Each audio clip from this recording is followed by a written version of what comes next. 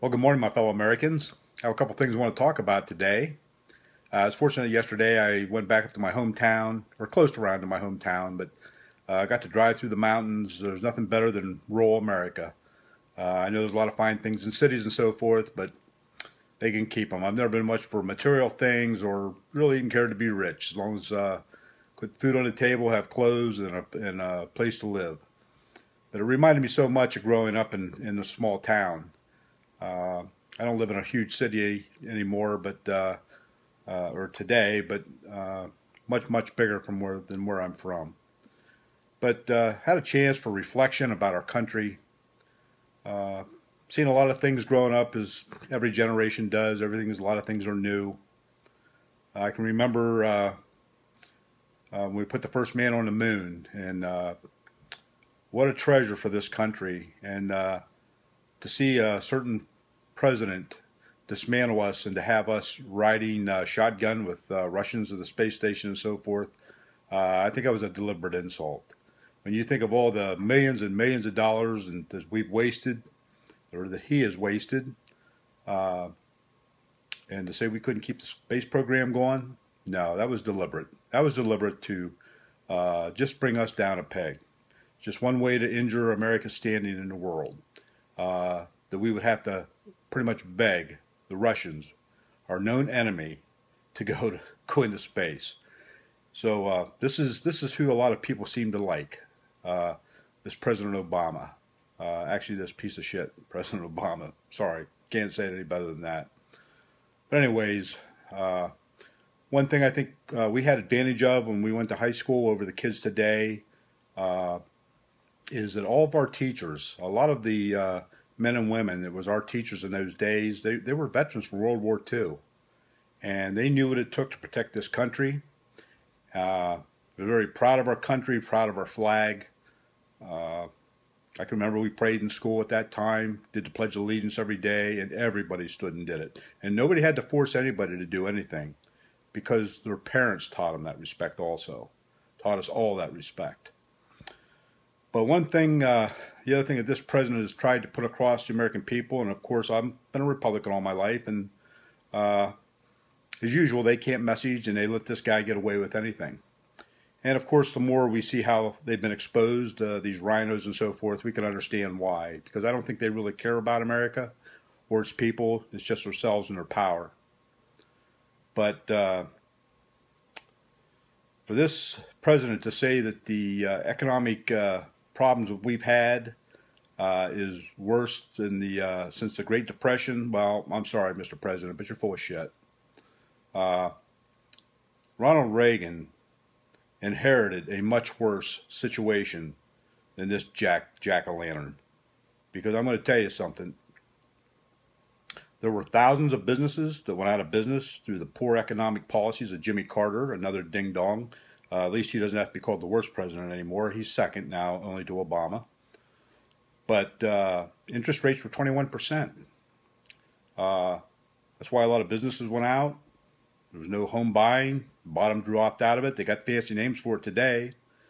A lot of car dealers went out of business. They couldn't sell cars. They were practically trying to give them away. They didn't print money. They wasn't devaluing the dollar by printing money. So for all you young people that have been fooled into this crap, I feel bad for you, because President Reagan, who they wanted to degrade, and he wasn't perfect. He made mistakes too. But within 2 years of his first term, turned the ship around big time, created lots of jobs, economic growth, which continued to the end of his second term.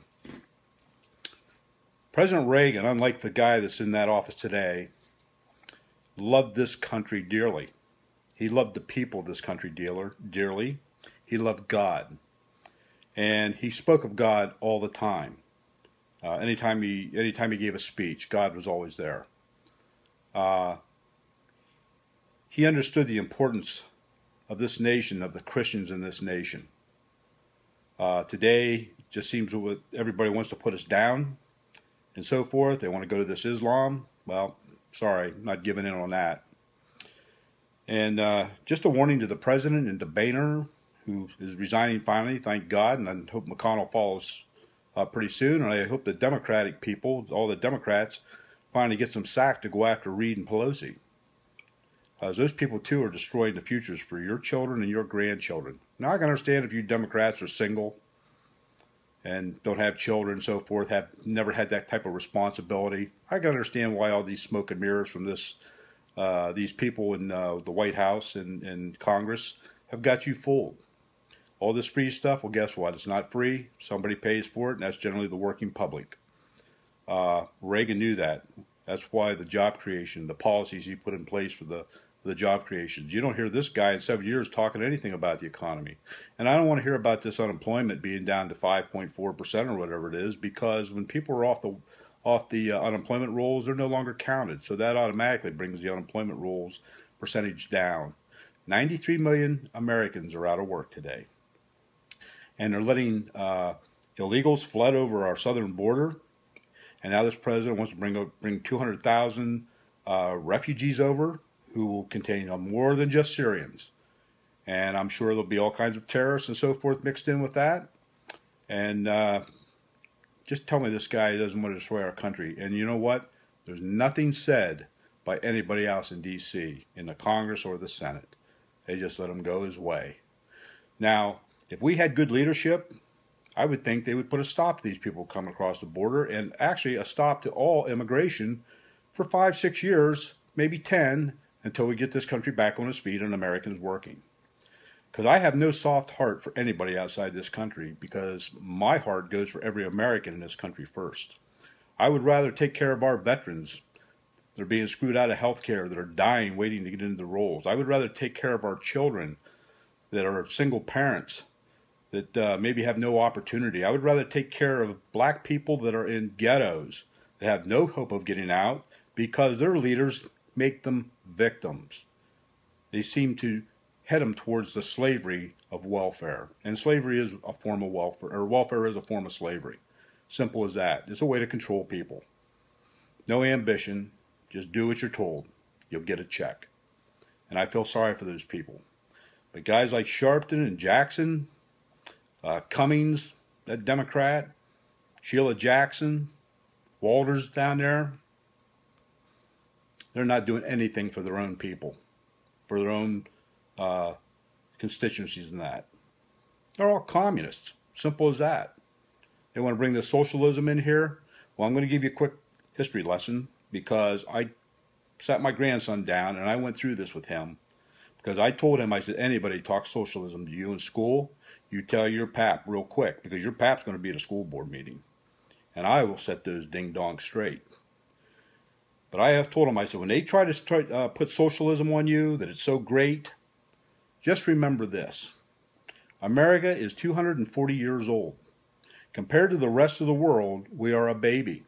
We are an infant compared to the amount of years that the European countries, the Mideast countries, and all the Asian countries have been around. We are a baby. And in 240 years, by our system of government, our capitalistic markets, market-driven, we have become the wealthiest nation and the most powerful nation until this ding-dong that's in our presidency right now. But the most powerful nation, the most wealthiest nation, and also the most wealthiest individuals. In the 50s, we had the best schools in the world, had the best scores and so forth. Of course, then the Department of Education came along and everything's been going down from there. So don't be bought off by this socialism stuff, because every socialist country isn't anywhere near what America is. This is the greatest country in the world. I will never burn my flag. I will never see it on the ground. And anybody I see doing it, I will kick their ass. Maybe I'll get mine kicked, but they're going to know that they're in for a battle. So anyways, I just wanted to bring that across. And also, I want to thank all the veterans, men and women, past and present, that have fought for this country. And for these people not to give you raises or to try to cut your benefits, it's just immoral. It's disgusting. So I want to thank you all, you men and women, for the service that you've given to our country.